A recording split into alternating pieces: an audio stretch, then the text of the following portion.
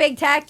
Some of you might have noticed, but there was a massive Amazon outage this week. I didn't notice because I'm better than you. No, I didn't notice because I didn't notice the government shutdown. Apparently, it's still shut down as well. And I didn't notice the AWS outage, so I kind of feel like I'm winning, not to brag. Most Bitcoin and many crypto services were down too, which is hilarious because so much for one of its major selling points is decentralized. You can this was always my thing with Bitcoin. I'm like, okay, so what happens if like the servers go down or because the cloud is just like everyone's computers, and what happens if that chain of command gets messed up and shit goes down? Nobody could access anything. So I don't know, crypto bros. I'm not really buying your snake oil pyramid schemes anymore. It took down lots of random appliances and services like garage doors as well, judging by the outcry on social media. The one social media that was still working, X. I'm still long on X, guys. It is my true love. The cloud was supposed to be decentralized as well, but apparently a third of the internet puts their shit on the US-East-1 portion of the cloud network. I'm not smart. I don't know how this shit works. And there's some genius, the Amazon head guy, James Hamilton, is this he looks a little bit like a lesbian English teacher. He is this genius engineer, and he fixed the AWS outage after 3 minutes after docking. They couldn't get in touch with him or something. How is Amazon and all of this stuff, why does it rely on one part of the whole network and one guy? Who's on a boat somewhere. What if one of those orcas goes crazy and kills him? And now I'm never getting my cake tester delivered to my door again. All of the deliveries were put back a day or two. The funniest thing about this is the fact that it took out people's beds. I was like, what am I reading right now? When I was just scrolling on X late at night.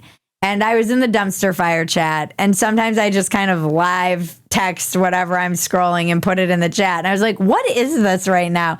They're intelligence fitness sleeping pods.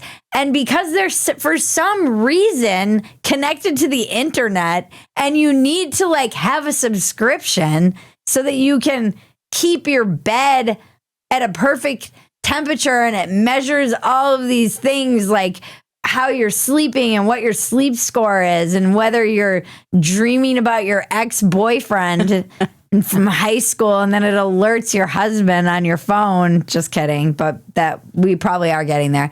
Someone's pillow got hot. Some of the beds got stuck at 45-degree angles, which, by the way, people were like, how come my bed is still stuck? I'm like, this is fucking terrifying. Imagine your bed folds up on you and crushes you and then starts heating up and melting you because a junior programmer at Amazon submitted code that ChatGPT gave him. Okay, so the scariest environment imaginable. Thanks. That's all you gotta say. Scariest environment imaginable. This is the world we're living in. Or because James Hamilton was getting some sun on his deck out in the freaking Med. It's crazy how much information these beds upload. 16 gigabytes a month, I read somewhere. Someone online said at 16 gigabytes a month, it better be uploading my dreams directly to my therapist. Oh, the memes were so good about this. They were so good. There was the Yeonmi Park on Rogan meme that's no matter what it is, it's my favorite. But it's in America, if someone else's computer breaks, you can't use your bed.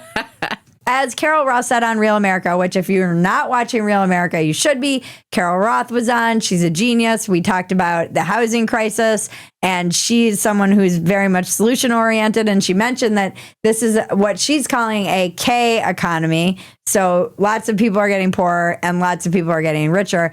I'm calling it a KKK economy.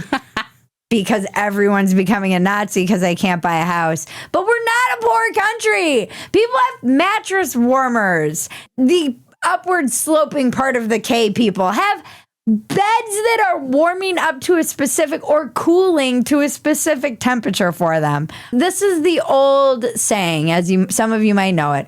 Hard times create strong men create good times create weak men, and weak men create mattress warmers.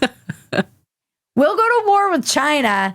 They're going to take out the data centers day one. And the main thing people will be complaining about on X, which will still be working, will be their bed pods and HBO being down before they realize that they're going to die in a rice paddy in China. Nice callback. Heyo. I'm like, everything's connecting. She's up playing here. 3D chess today. She took her qualia. I did, actually. Took it yesterday and the day before.